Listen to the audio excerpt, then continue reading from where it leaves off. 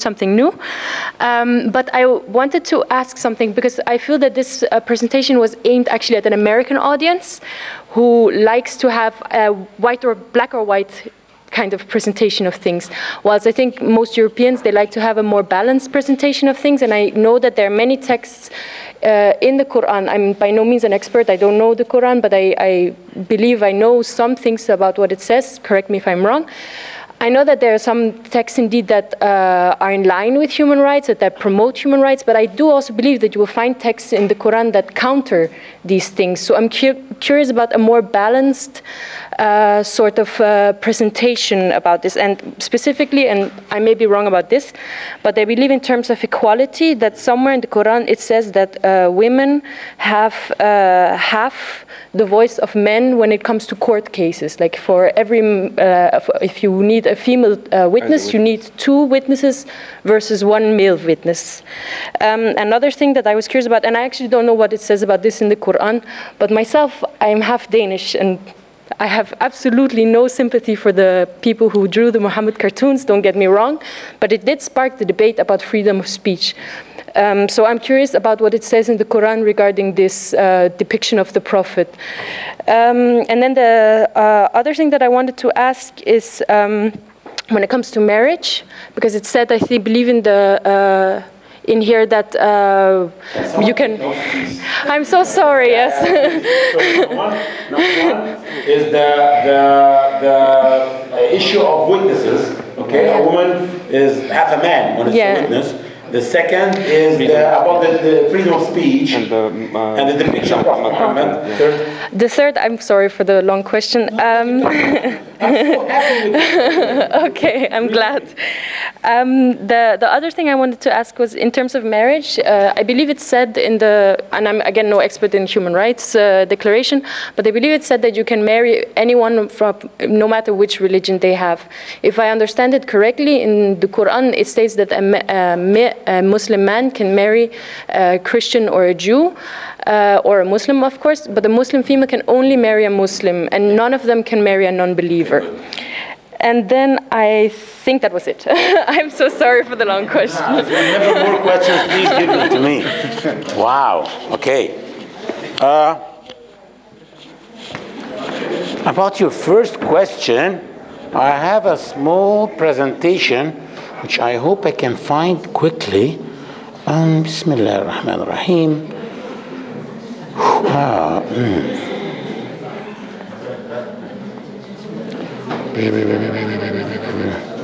Short courses, 2011. Okay.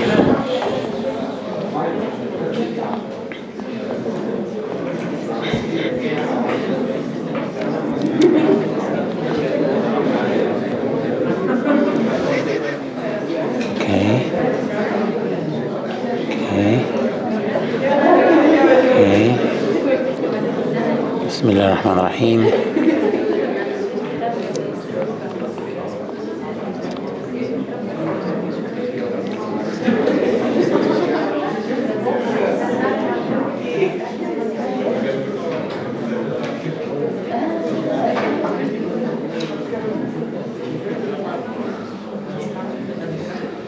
Okay.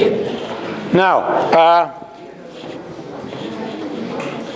the first one, when it comes to Sharia, men and women are totally equal before God and equal before the law. And what you are saying about that 2 women are needed to replace a man, this is not in all cases. Only in the case of financial dealings, and this is because it's according to the Quran. There's a verse that says, it's the longest verse in the Quran, verse number 282 in chapter number 2. And it's called the verse of the debts. And it says that when you start dealing financially with each other, you should put it in written and should write contracts between you about your financial dealings, and always have 2 witnesses, 2 men. Why 2 men? Don't we trust men? Maybe 1 man is enough? No. In the Sharia, the more the consequences, the more proof is needed. So one man is not enough. Two men are needed.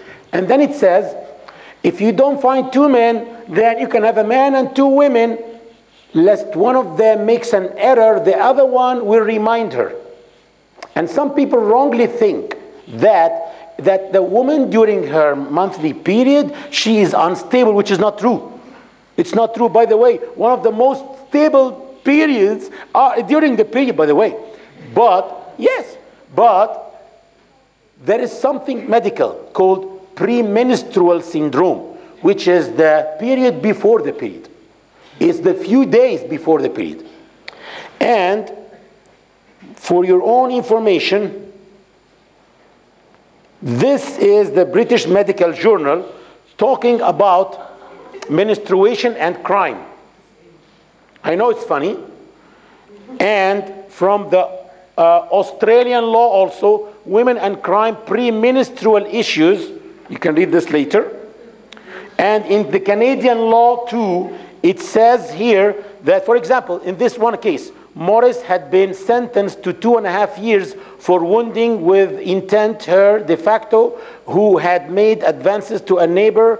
Her sentence was reduced to 2 years with 6 months suspension. This is the use of PMS as a defense. If lawyers in those 3 countries, and they are not Muslim countries, the UK, Australia, Canada, prove that when the woman committed the crime, that was during her PMS, premenstrual syndrome, the sentence can be reduced. I need to continue, please, allow me. The issue is, the Sharia means legislation. The difference between the Islamic Sharia and any other Sharia, or any other legislation, is that it comes from God. And this means that since God is perfect, it is perfect. And there is no chance that anyone gets wronged.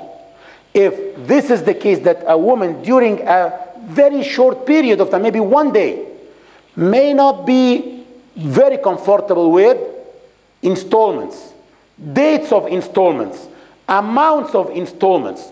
The verse says, then here you need 2 women, one of them will be the witness, by the way, and the other one a reminder. So when the 2 women come to court, the judge asks, who of you is the witness? Not both of them are witnesses. And the other one just can remind in case she makes an error. There are other cases, very serious cases, when men are not accepted as witnesses and only women are accepted. Why? Don't we trust men? Yes, we don't trust men with some issues, like issues of breastfeeding, which is very serious, because in Islam, 2 people who were breastfed from the same woman cannot marry each other. So if we see 2 people married with 3 children, and a woman says, I breastfed both of them more than 5 times each, they will be separated. But a man cannot say that I am eyewitness that the same woman breastfed both of them, because usually men do not attend where women are breastfeeding. So men are not accepted. Men are discredited in those cases. There is also the case of Ithbat al-Nasab, because at that time, women used to work as midwives. There was no gynecologist men. So if 2 women would claim that the baby is theirs, how can we give it? Here we need a woman to be witness, to say, no, I witness that this boy belongs to this woman, because she was there during the delivery. Understand me? Men are not accepted here. In some very serious cases, where capital punishment can be applied, 2 men are not accepted. We need 4 men. Why don't we trust men? No, we trust men. But the more the consequences, the more proof is needed. So sometimes men are not accepted as witnesses, and only women are accepted, and only 1 woman can be accepted. And sometimes a woman alone cannot be accepted. We need 2 women just in case, when it's about financial dealings, when it's about installments, dates of installments, amount of every installment. And the verse itself is having a disclaimer saying Lest one of them makes an error, the other one will remind. It didn't leave the chance for a woman to be offended. And then the Prophet will answer this later on in his sunnah. No.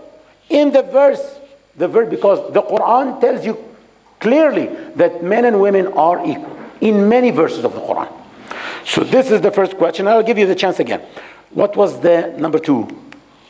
Freedom of speech. Freedom of speech by Prophet Muhammad. Actually, Prophet Muhammad was not attacked in any book than in the Qur'an.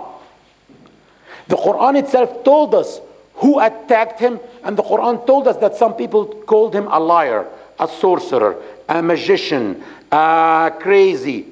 But this means that you have the right to differ with us and to differ with Prophet Muhammad and even criticize, but with sensitivity. This is the issue. What angered Muslims in Denmark was not, or all over the world because of the Danish cartoon, was not actually the cartoon. It is the arrogant, It is the arrogant reaction of the Danish Prime Minister, who said this is freedom of speech, about a cartoon of a man of peace like Prophet Muhammad depicted with a bomb-shaped turban. Had this cartoon been a chief rabbi, a Jewish chief rabbi with a bomb-shaped hat, this same prime minister could have not said freedom of speech, or he will lose office in 1 week. This double standard in dealing with Muslims is what really drives Muslims mad. Actually, look, you cannot even discuss the number 6 million.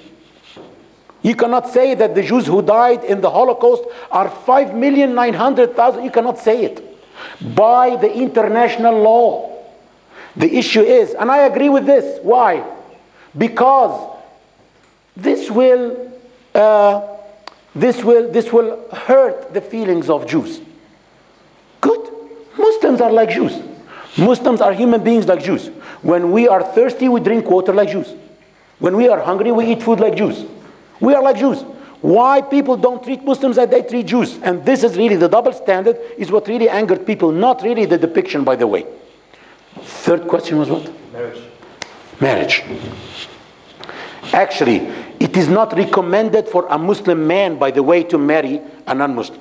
The verse says clearly, وَلَأَمَةٌ مُؤْمِنَةٌ خَيْرٌ مِّن مُشْرِكَةٍ وَلَوْ أَعْجَبَتْكُمْ.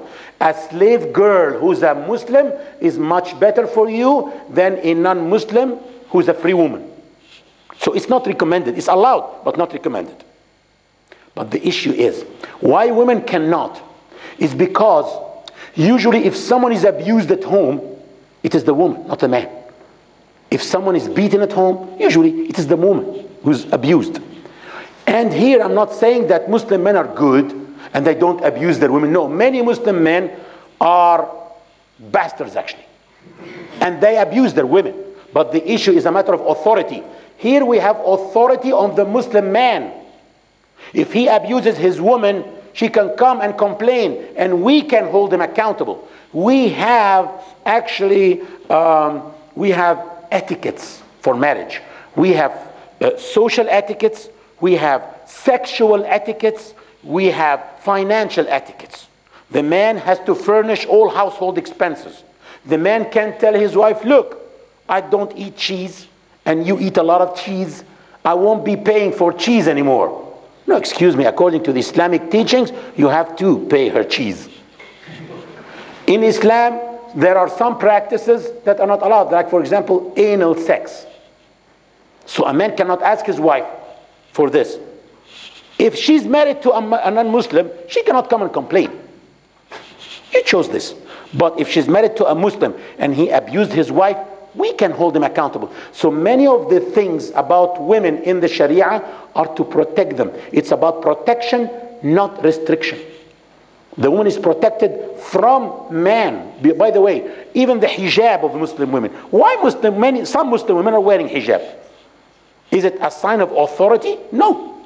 It is actually to protect them from men. Because men, since time immemorial, have been using women as a tool of enjoyment. When a man is having depression, He goes to Starbucks, he buys a cold drink, and he sits outside to watch women, not to watch men. And for 2 hours, he's sipping his cold drink, watching women. He feels good.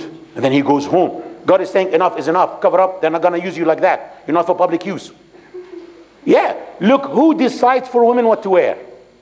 Who decides for the women what to wear? Men. Yves Saint Laurent is what? A man. Pierre Cardin is what?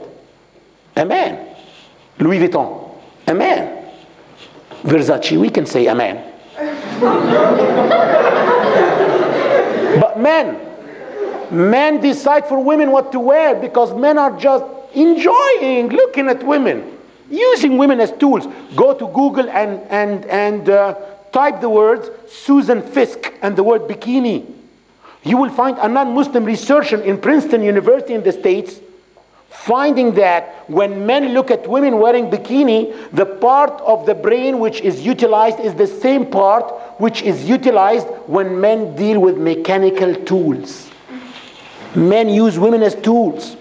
So actually, I was just telling the brother who brought me here from Leuven that my next film is about women. I made 2 films. I'm a filmmaker, by the way.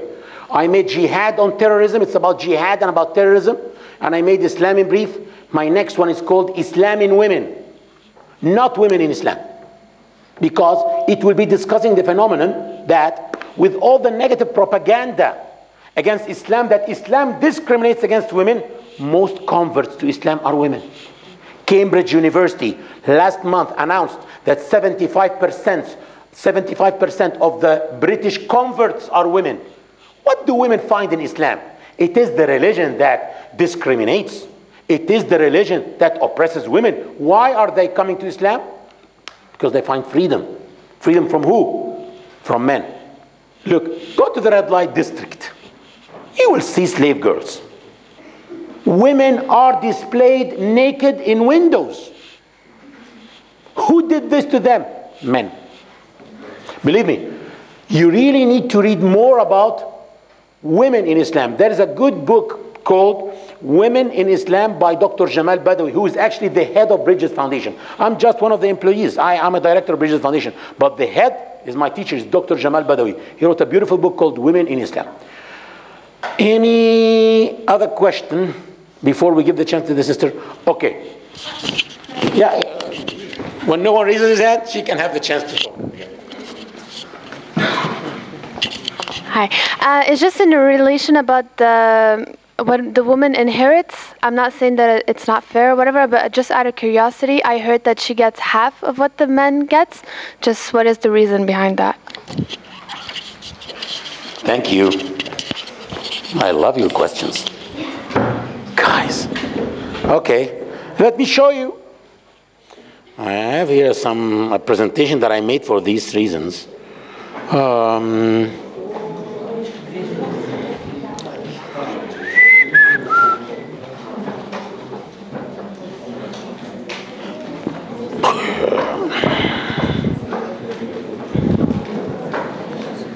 Come on, please.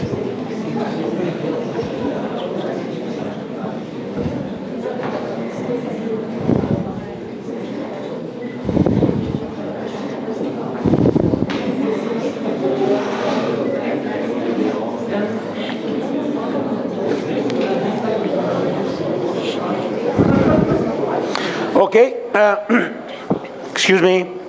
Let me tell you what the sister asked. She said that I heard that women inherit half what men do, which is not true. We have about 15 verses in the Qur'an talking about inheritance. And what you quoted is just the shortest one of them, of 15 others.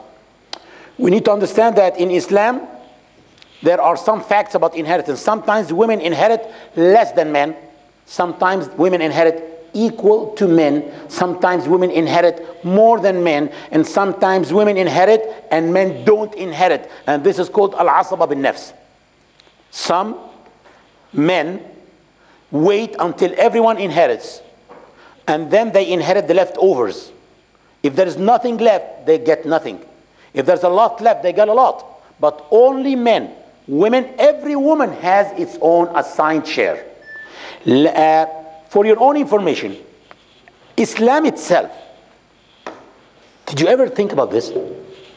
Guys, Islam is the only religion in the world which is not called after someone. Not called after any group or a tribe. Not called after any geographic region. Hinduism called after India, geographic region. Judaism after the tribe of Judas, group of people. Christianity after Jesus Christ, a man. Peace be upon him, a beautiful man, but a man. Buddhism after Buddha. Islam is called after who? Of course not me, Fadel Soliman, maybe. Of course not. But the whole world knows how much Muslims love Muhammad so much. We love him so much. But it's an insult when you tell a Muslim he's a Muhammadan. He looks at you like you offended him. Why? Don't they love him? This is the issue. So Islam itself means the submission. You submit to your Lord. So to submit to him, you have to trust him. And since we trust him, we trust that he's perfect. And we are not more clever than God. Look, what decides how much is your share are two things. Number one, the closeness to the deceased. Of course, close relatives will inherit more than far relatives. Close relatives, they used to go every day to the hospital, maybe sleep on the couch. They were more maybe sad when the man died. And the responsibility of the inheriting generation. So young generations in Islam inherit more than old generations. Young generations will get married, will go to school, universities. They need money. Old generations, they need to buy some medicine. Understand? Let's take this example which explain it. All of it, all the cases. A man died leaving 600 acres of land. A lot of wealth. And he left a father, a mother, a wife, a daughter, and a granddaughter. Who can divide the wealth of this man? The father will get 1/6 according to Islamic Sharia. The mother will get 1/6. The wife will get 1/8 because she has children. If she didn't have children, she'll get 1/4. The daughter will get half. And the granddaughter will get 1/6. 1/6 of 600 is? How much? 88. Why? Because if you add all those, they are more than one. So each one will get his portion proportionately. So here the 1/6 will equal 88. Here a man is inheriting 88 acres. And his wife, a woman, inheriting the same, equal to each other, a man and a woman. This is a woman. She's inheriting 66 acres, less than this man. The daughter is a woman. She's inheriting 270 acres. We're talking about more than 4 times than this man. She's a woman, but she's from a young generation. What if it was a son? I'll tell you now. Wait a minute, please. The granddaughter will get 88 acres. What if this granddaughter was unlucky enough to be born a boy? If she was a grandson, imagine what will happen. She will receive 25 acres. And in this case, the 1/6 will be 100 because this boy is the type of men that I told you. They wait until the end. If anything is left, they inherit. Everyone will get his share. 100, 188, and 300. There will be 25 acres left for this boy. Can you give me a name of one human rights organization who will fight for this Muslim boy? To get the Muslim men their rights from Muslim women? No one. He will be getting less than 1/3. That's what he gets if she was a she. Let's talk about the case that you are speaking about. And this case is about young generations. A man dies leaving 150,000 euros and he left a boy and a girl. The boy will get 100 euros, 100,000, and the girl will get 50,000. The boy is so happy, of course. He's an idiot, and you will see this. And she's so angry, also she's an idiot. Because that's a young generation.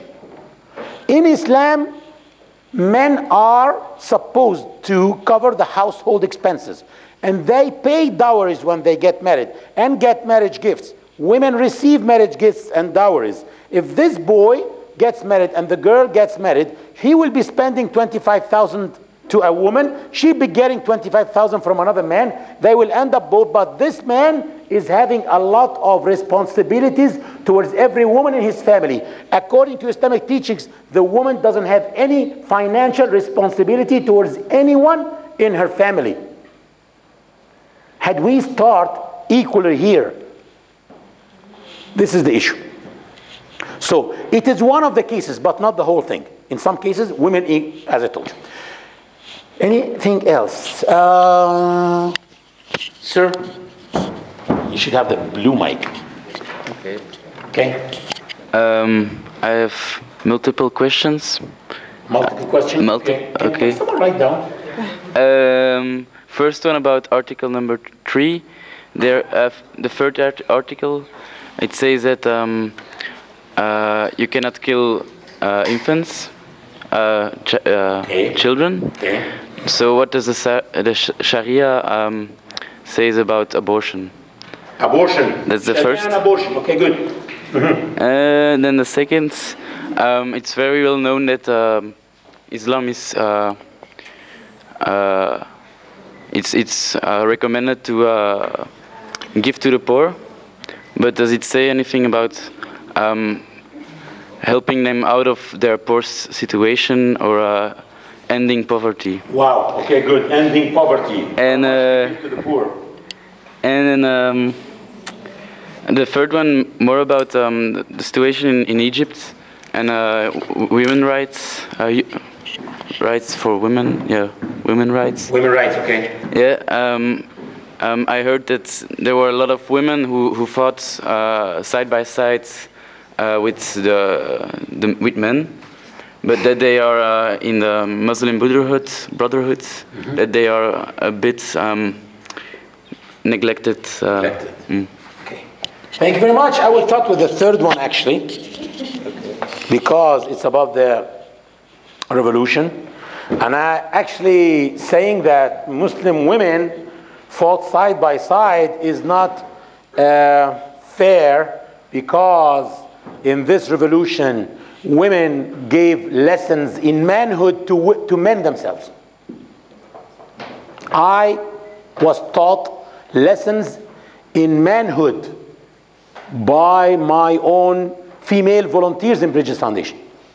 On the 28th of January, which is called Jum'at al-Ghadab, the Friday of anger, for more than 4 hours, I was stormed with tear gas and bullets. I've seen people dying in front of me. And I fainted. I nearly lost my life.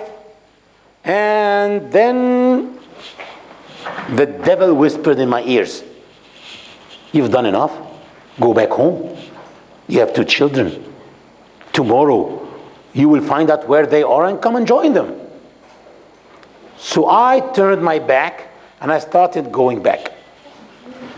And then I saw 4 or 5 of my female volunteers of Bridges Foundation holding hands together, 19 years old and 20 years old, going through the tear gas, going towards Tahrir Square. And somebody said, "Dr. Fadel," they call me doctor, I'm not a doctor by the way, I'm an engineer.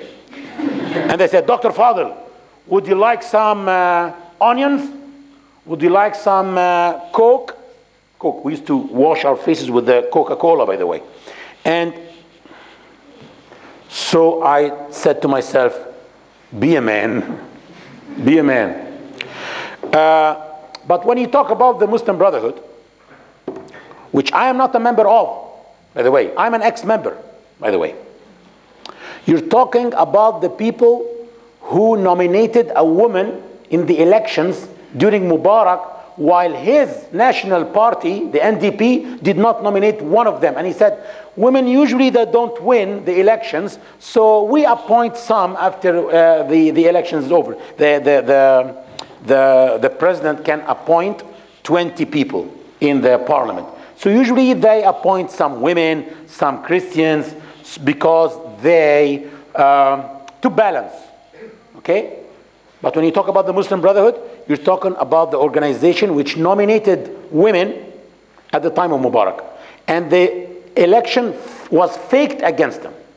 And you're talking about the people who have a political party, and the political party of the Muslim Brotherhood is actually the vice president of the party is a Christian Egyptian. It's called Dr. Rafiq Habib, a Christian evangelical. And for the first time, maybe in the history of Egypt, Christians are winning in an election. And those are the Christians nominated by the Muslim Brotherhood in the past elections. Christians won the elections. So many of the things that you hear about those people is not true. I'm not saying that they are angels, but their image is really tarnished a lot. And I'm not a member of the Muslim Brotherhood, but I have also the obligation to defend them when their image is really tarnished like that. It's not true. They have their own shortcomings, of course, like anyone else. Article number 3. You talked about the what? Abortion. Abortion, thank you. And since this is not a Catholic university, I can talk freely. Because actually the Islamic Sharia differs with Catholicism on this. In Islam, it is not recommended to abort. Prophet Muhammad, peace be upon him, said that when someone dies, he cannot gain anything from this life except through 3 things. Number 1, if he has an ongoing charity, like someone who built or founded a charity organization or a hospital which is helping the poor, he will still, he's dead and he is getting rewards for this. Or any type of knowledge that he left behind him. So someone who wrote a book or some branch of science, he can be getting rewarded even if he's dead. Or a righteous son or daughter who is making dua, invocation, praying to God for him. So if someone aborts a child, maybe this child is the one who can be making dua or praying for you. So it's not recommended to do that. Maybe this is the good one. Why are you going to abort him? So in Islamic teachings, you can abort as long as it is in the first 4 months only. After 4 months, this is a complete human being. You cannot abort, or this is considered killing. So if the father and the mother decide together, and this has to be a decision of both of them, to abort, they can do that in the first 4 months, and it is not recommended. And it can be obligation to abort in one case. If the gynecologist or if the doctor says that keeping the baby puts the life of the mother in danger. Here, it's an obligation to abort. Okay? What was your third question? Ending poverty. Ending poverty, yes. Well, the verse says that we use our zakat. Zakat is the paying the alms. Every Muslim who has money, he should spend 2.5%. Look, it's called the zakat. 2.5% of any unused money for a whole year should be given to the poor, to the needy, to the hungry people, and to the homeless. Compare this to tax. You receive your salary taxed already, and no one waited to ask you if your salary is sufficient for you or not. But here God says, if you have an amount of money which is kept unused for a whole year, which means that when the kids were back to school, you didn't use it. When you took your kids to vacation in Hawaii, you didn't use it. This is really excess money. He said spend 2.5% to the poor. 5% to 10% of any agriculture income. 5% in countries that depend on irrigation systems, because there are costs coming out of their pockets for irrigation. 10% for people who depend on rain, like in some countries like Malaysia. It's irrigating every single day. So they spend 10% to the poor. Listen to this. 20% of any extracted resources or minerals. This is called zakat al-rikaz, which is 20% of the petroleum, 20% of the gold, phosphate, manganese, anything extracted from under the ground, which means that this applies on governments. Before governments go and buy arms and weapons for their armies, they should spend 20% on their resources on the poor, the needy, the hungry people, and the homeless. Believe me, if people do this, there would be no one starving in this world, no one homeless in this world. But still, if people are not doing this and people are not doing this, only some people are spending, I am encouraged not to spend if for example, my zakah amount is $10,000. I shouldn't give 10,000 people, everyone $1. Here, it says, when you give someone, satisfy him. So I can choose 4 people and give each one of them 2,500, so that he can start some type of a project. And I have a friend in Egypt who was taking the money of zakah from people, and they gave him a good amount because he is a very good shoemaker. Now he is having in his company 600 employees, and he is spending his zakah helping others.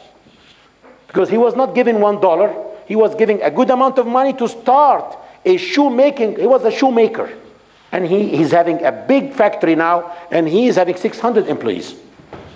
Okay, one of the ways of spending this zakah is to free the slaves, and this is what the verse says.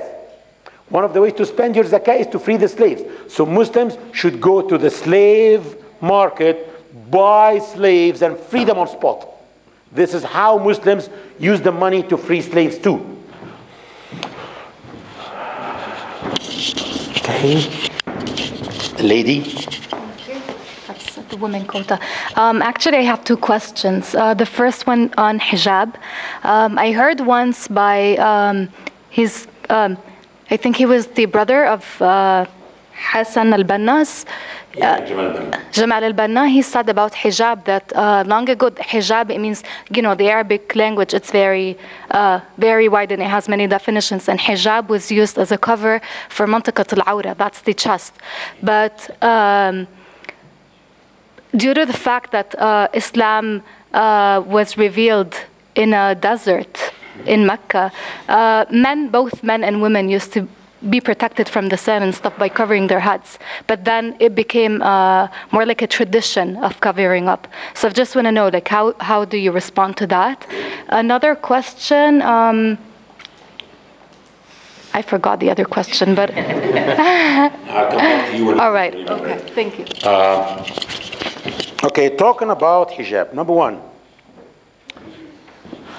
the verse is crystal clear that, and say to the believing women that they should lower their gaze and cover their private parts that is purer for them, and Allah is in, and it says, and to draw their veils over their bosoms, and not to reveal their beauty except to their husbands, their fathers, their husbands' fathers, their sons, their brothers' sons, or their sisters' sons. Which means that Muslim women are not all the time wearing hijab. In front of close relatives, they're wearing normally. The issue is, Jamal Banna claims that the word hijab means covering, because the word khimar actually doesn't mean, it's not hijab. It said وَلْيَضْرِبْنَ بِخُمُرِهِنَّ. Okay, linguistically the word khamara means cover. So he said, as long as they are covering their bosoms, okay. But what matters is the idiomatic meaning, not the linguistic meaning. What matters is al-ma'na al-istilahi. idiomatically. The word khimar means head covering. So if you go, the best way to interpret any statement is to go to the same one who said this statement and see somewhere else how he used this word. Right? Prophet Muhammad entered while his wife Salama takhtamir, wearing her khimar. And he told her, 1 round, not 2 rounds, so as not to look like a turban of a man. So here takhtamir did not mean covering her body, it meant covering her head. So the word khimar means the head covering. So when Allah says, this usually happens in Egypt. Okay.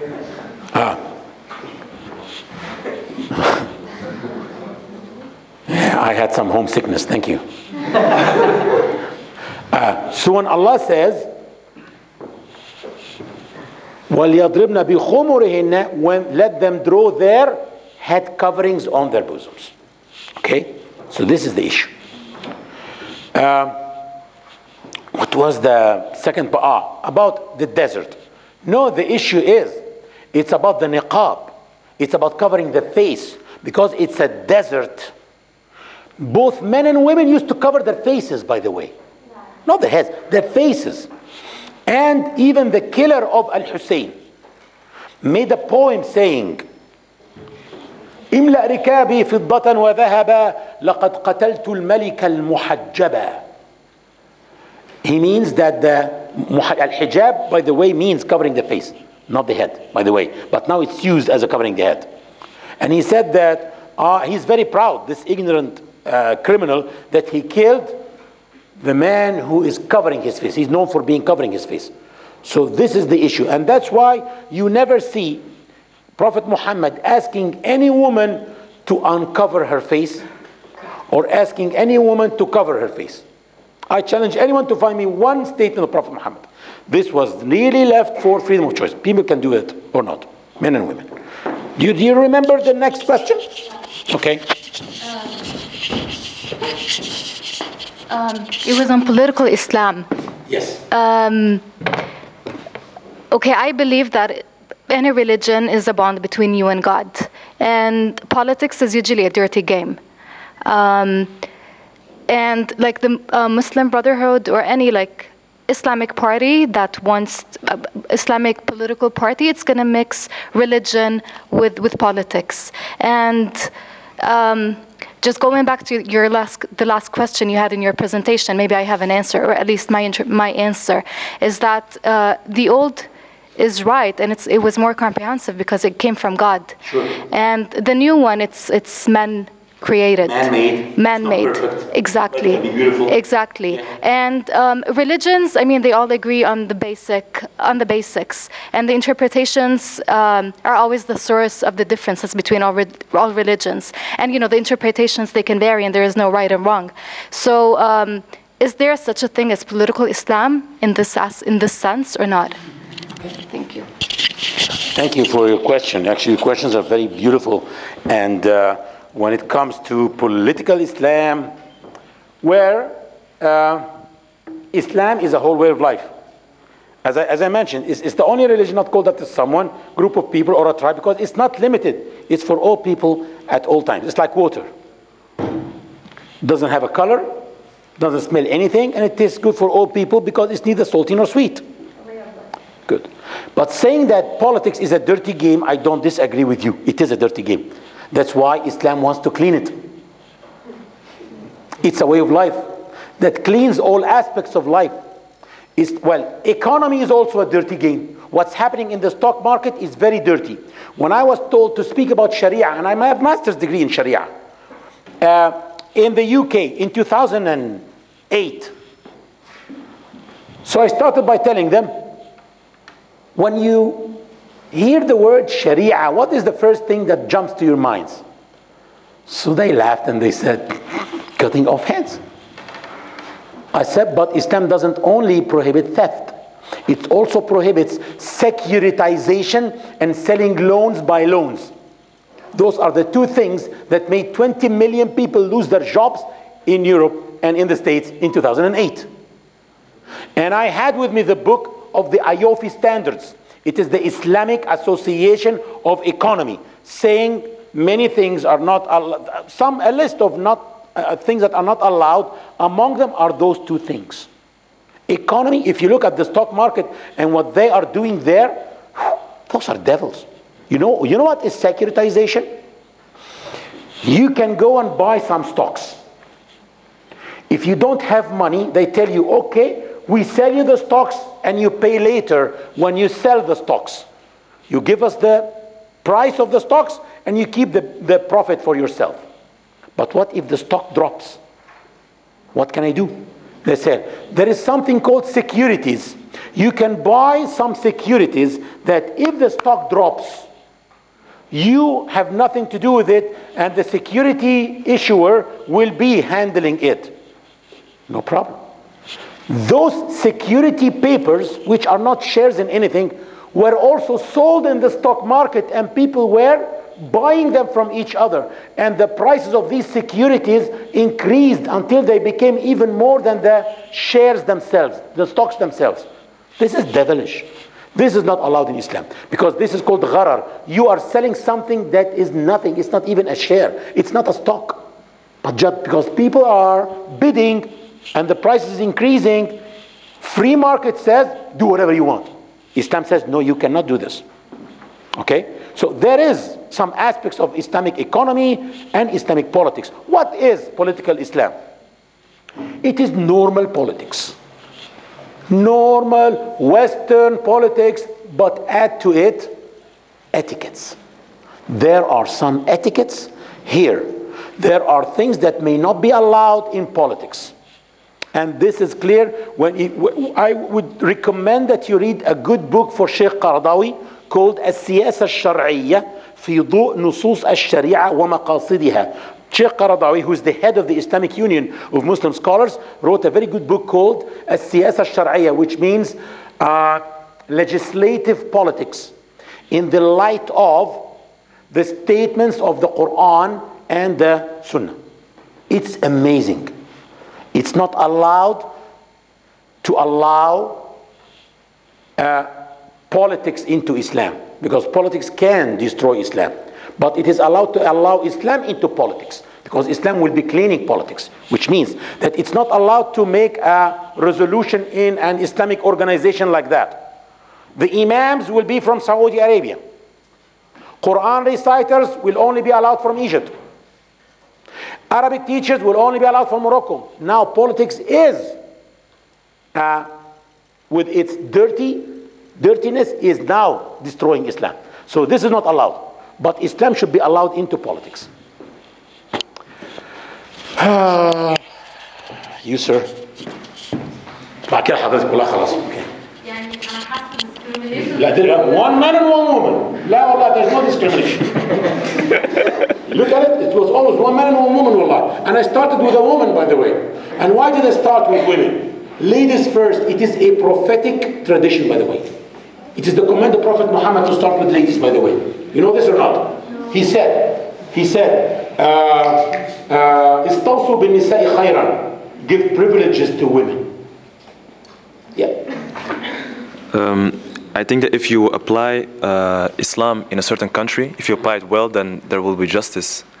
But if the Islamic parties will win the elections in Egypt, what kind of, how will they apply Islam in Egypt? Will they apply it justly? Will they apply fully Islam or half of it? Or will they, you know? And I have a second question. It's about jihad. I have heard someone say that there are a lot of people who give lectures and they say that, yeah, you should go to this land of that country, you should do jihad because it's fard and all those things. So I'd like to know what is what does Islam say about jihad actually? Wow, okay. Do we have one copy of my film, Jihad on Terrorism? Not even one? Do you have one? Two? Okay, good. Get me one. Good, because the second question, I'll give you a film. And it's on YouTube. It's, by the way, I am an expert on terrorism, by the way. Yes. And it's called Jihad on Terrorism. So you watch it and you tell us. Okay? Do you have a copy of the one on Islam and women? No, the one on Islam and women, inshallah, we will start this year. We're trying to find some finance for it. But talking about Sharia, Akhi, listen to me now, please. Okay, talking about Sharia, can I be sure that the Islamic parties in Egypt will be able to apply it well? Of course not, I can't be sure. No. When socialists tried to apply socialism, not all of them succeeded in doing this. Some of them failed, some of them succeeded. Same thing with liberalists, same thing with Islamists. Well, I don't think that Sharia is applied well in Afghanistan. It's not applied well in Iran. It's not applied well in Saudi Arabia. But hopefully in Egypt they do. Hopefully in Egypt, the country of Al-Azhar, the country of Hassan al-Banna and Qaradawi, the country of moderate scholars, hopefully they do better, and hopefully they benefit from the experience of others. Hopefully. Hopefully in Tunisia they do. You understand me? Well, the Islamic parties in Tunisia, they are more progressive, more modern. They can do also well, no problem. So I am very optimistic, by the way. Also, if you talk about jihad, well, jihad equals war on terrorism. That's what it means. But the real war on terrorism, not war for oil, and then claiming to be war on terrorism. And watch this film, it's on YouTube. If you go to YouTube and you type the word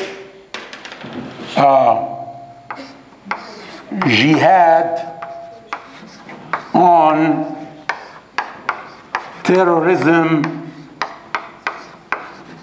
with, this is important to type this, by the way, Arabic. This is the title on YouTube. It's 1 hour, 40 minutes documentary. Type it, but please type with Arabic, or you may go somewhere else to another video, not our video. Okay? You don't necessarily have to read the Arabic text. And I wish also that you type my name next to it to make sure that it's mine which will come up to you. Fadel Soliman.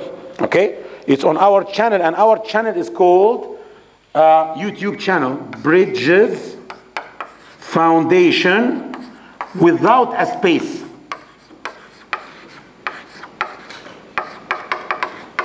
Bridges Foundation without any spaces. There's about 200 videos on this channel, Arabic and English. Okay? There is also a beautiful film called Islam in Brief, without any spaces. This is a channel that has the film in 30 different languages, including Hebrew language, including Dutch, including French, and the French is voice over, by the way. You watch it. By the way, it's in the box for you. So now the sister. Yesterday we played the film, by the way, in a cinema in Leuven University. Yeah, sister, support you not. Thank you very much for your very interesting lecture. I hope you can give it to the in the Egyptian parliament, because it's very important to understand there is a difference between human rights in Qur'an and what is really applied in reality. So my question is about Arab Spring, and my first question is concerning now as everyone knows, in Egypt, 70% of the parliament is from Salafi and Muslim brothers. So how we can be sure that we are not going to create another democratic party, but this time it's with Islamic. National Democratic Yes, yes. in non-democratic party. Yes, yes. How we are not going? How to be sure that we are not going to create again another party which is going to rule for I don't know how many years, and this time it will be Islamic parties, so it will be difficult to criticize because they are they are using the Islam in their definitions. So this is my first question. My second question, it's about that most of the people in the streets in Egypt, they believe after having 30 years of really living in stress, economical problems and social problems, and of course when they thought about having a new life, it's thought about religion because they believed in human rights in Islam. But what I am seeing now with what is happening in the parliament, that there is a lot of discussion about what is in the human rights in Quran, but actually some of the parliament's members, they are really showing it as they are against it. Yes. And it's coming from members from these Islamic parties. So I would like to know your point of view about it and what we should do to be sure that human rights are going to be applied in the future. Thank you very much. How can we make sure that the parties, the Islamist parties, are not another NDP? It's as long as we have Tahrir Square, there is no more NDPs. It's number one. Number two, it is unfair to compare them to the NDP because the NDP did not rule through elections. It was through faked elections. But those people were voted for by 75%, by the way, not 70%. Muslim Brotherhood, Al-Wasat Party, and the Noor Party, they were voted for by 75%. So if we are going to say that 75% of the Egyptians do nothing, this is not good. But the NDP came to rule not through democracy. Those people came there through democracy, and through democracy, they can be removed also. Number one. Number two, there is a member of parliament who spoke against al-khul', which is the right of women to divorce. And guess from which party he was? Al-Wafd party. Al-Wafd is a liberal party. But this member of parliament, he wanted to look good for Islamists in the streets. So he thought that just speaking ignorantly, they will love him. So he spoke ignorantly about it, and he didn't know that it is in the Quran. So he cannot come and deprive women of this divorce. And this is a member of a liberal party, not the Muslim Brotherhood, and not even a Salafi party. Some of the Salafi members of parliaments, they did wrong things. Look, I'm not Salafi, by the way. And I differ a lot with Salafis, by the way. But I have to say the truth, that the Salafi party, a Noor party, is doing great. They are holding their members accountable very strictly when they do anything stupid.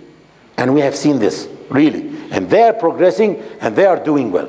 So hopefully, they will not turn into another NDP as long as there is Tahrir Square.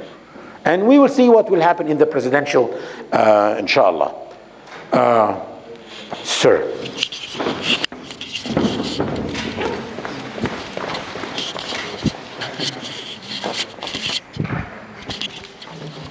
This is the question before the last. Okay, so he's the last one. There will be another woman. If there's no woman, then you have the microphone. So I need a chance first. Well, it's okay. My question is related to the Muslim parties, and I completely disagree. What I've seen so far from their performance at the parliament is that most of these parties should really stay in the mosques, promote for the Islamic teaching, and leave the politics. It's not for them. They don't have the competency. They don't have the skills.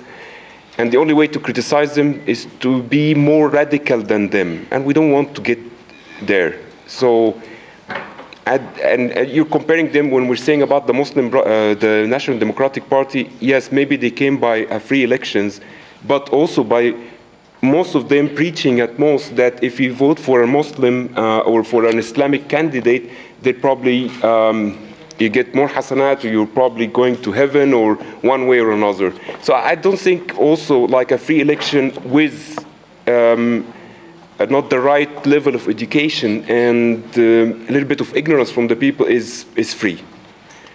So I don't know. I mean, I from my point of view, I see, okay, it's good actually to implement Shariat law, but by people who really understand it, not by those bunch of people who are in the parliament right now. Okay, let me tell you what happened between me and someone who is now in jail. And I don't want to mention his name because we had some family relationships with him, and he was maybe the right arm of Hosni Mubarak.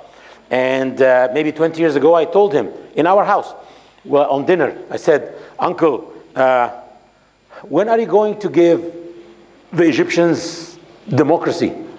He said, Father, you can't give democracy to people who have 48% illiteracy. So this is exactly what we are saying right now. People are ignorant, many people are illiterate, the mosques are used in the elections. I'm not saying that. I'm sorry to interrupt, but I'm really not saying that. What I'm saying is that lots of preachers or the mosques are used. Shiur. Yeah, the mosques are used in the election promoting for the teaching of Islam rather than promoting for themselves to get to the parliament. That's what I'm saying. Okay, let me tell you, because I don't want also to defend all the way, by the way. I also disagree with many things that happened, and if you follow me on Twitter, you will see what I am saying, because recently they said voting for someone in particular is not allowed in Islam. I said, this is abusing religion. You should talk holistically, but you can't put names and say voting for this man or this man is not allowed. Okay, so I also disagree with this. But when people say that those parties have the mosques, well, also non-Islamic parties, they have fully all the media. Okay? And the media is not at all in the hands of the Islamists. So this is balancing this. Yes, it's true that in some mosques, they would say, well, voting for the Salafis or the Brotherhood will be rewardable or something. At the same time, what balances this is the church, the Egyptian church also issued some statements saying that we, as a bloc, we will vote for so and so. So this is also balancing this, believe me. The issue is, I know that many of the parliamentarians today in Egypt are not up to the level. But it was always like that, by the way. Even at the time of the National and the NDP, most of them were not up to the level, but they did not speak, so you didn't realize it. They were just waiting for Ahmed Izz to raise his hand. If he raises his hand, they all raise their hands. If he claps, they all clap. That's what I'm telling you. They are learning. They are learning, and you shouldn't listen to me. You should listen to someone like Amr Hamzawi or Amr Shobaki, who are liberalists, and they are members, and they are my friends, and also some of them are my relatives. They are members of the parliament, and they would tell you, we go crazy sometimes from some of them, but some others are learning and learning fast, and they are doing well. So you cannot fix what was corrupted in 200 years in a month. You cannot. Well, let me tell you about a law which is submitted now to the parliament by the Freedom and Justice Party, which is the party of the Muslim Brotherhood. This law, if it's passed, if they pass it, it will kill corruption in less than 1 year. It is a law about الجهاز المركزي للمحاسبات. It is the institution which is actually monitoring the government. Can you imagine that this institution, the head of the institution is assigned by the president? So he should be monitoring the president and his government, and he is the one who appointed him.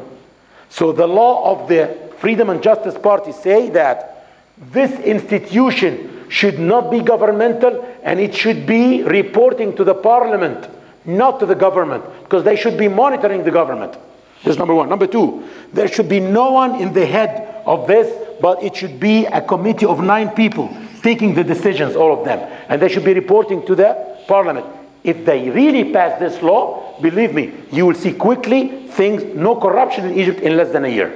So they are doing well. But what we see sometimes is silly discussions in the parliament. Believe me, in every parliament in the world there are silly discussions. People fight and even fight each other by using their fists. You have the luxury to this, we don't have it. Exactly. So things are, listen also, akhi, even our parliament is armless. They don't really have the capabilities of fixing. This calf, they fooled them. That's why the Muslim brother, I'm not taking, I'm not making now excuses for them, because I am against that they run in presidency, but they said this is why we are running for presidency, after we said we are not going to run, but they give us a parliament who's doing nothing. But there are other Islamists like Abu al-Futuh running, Al-Awa running, so they should support instead of going themselves also. But the issue is still the regime is on top. The regime is of Mubarak is still there, and we are paying for the price of having a peaceful revolution. Peaceful revolutions look good, look beautiful.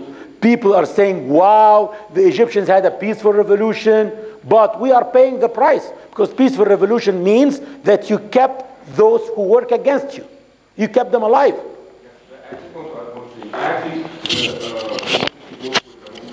I was actually supporting them, and I was expecting them, once they reach the power, they will show maturity. Hopefully. Well, they did it so far, and they would bring together all the Egyptians together to write constitution, to really write the future and plan the future for this country, which did not happen. So no, the issue about writing the constitution, that's another issue. We can talk about it later. Bringing all the Egyptians together to plan our... Everybody is lying. Everybody, including Islamists, are lying about the writing the constitution.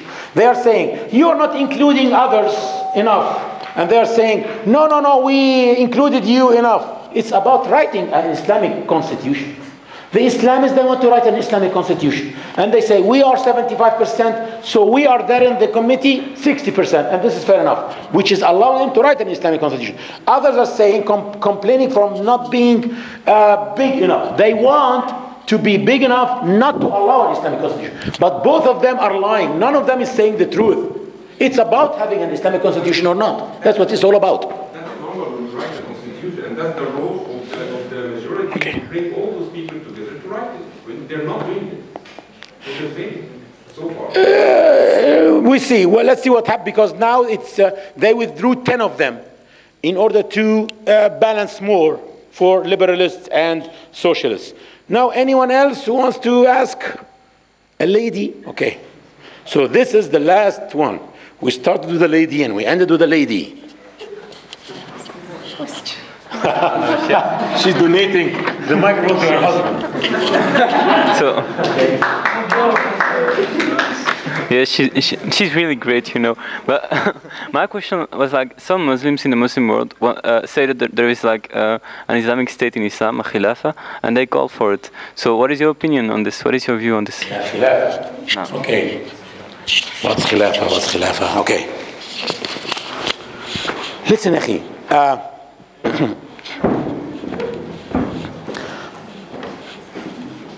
The ruler of the Muslims being called Khalifa, this is not there. It's not mentioned in the Quran or the Sunnah, the word Khalifa. Okay, but later, after the death of Prophet Muhammad, they called him Khalifa. Okay. So it's a matter not of having a Khalifa or not. It's a matter of uniting Muslims or not.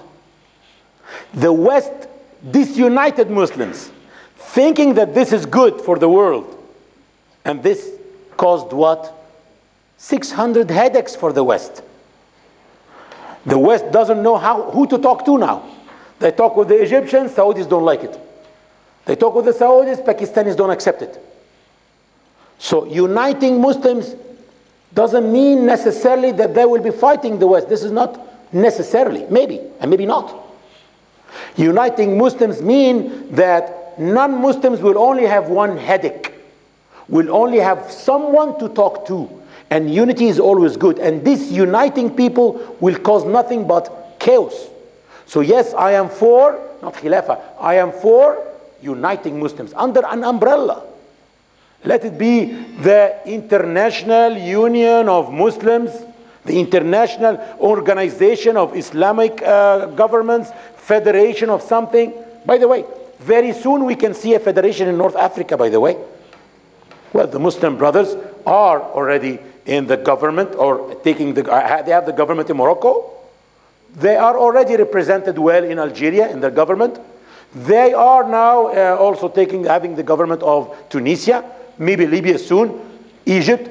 You can easily, within 2-3 months from now, have an Islamic federation, by the way. You can see it. So uniting Muslims doesn't mean necessarily that they will be fighting anyone, but they will be fixing their problems. When the European Union was united, they did not go and fight anyone, but they are dealing with problems in Greece, Portugal, cleverly. This is the issue. Yes, of course, I am for uniting Muslims. And I can't imagine any Muslim saying, I am against uniting Muslims. Unity is good. It's something positive, of course, but not necessarily through a caliph.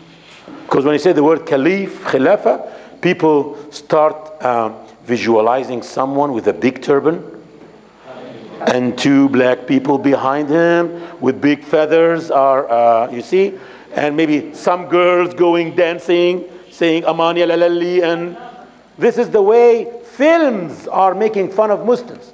I am for uniting Muslims, definitely but anyway, I would like to thank you very much for allowing me to be your presenter today. Thank you very much. And I should applaud for you. Thank you. Thank you. I'd like to say a word of thanks to Mr. Soliman for speaking in this very interesting evening. And also a word of thanks to Yassine, but also to Marwa for organizing, for taking And Yassine also. Thank you, Yassine.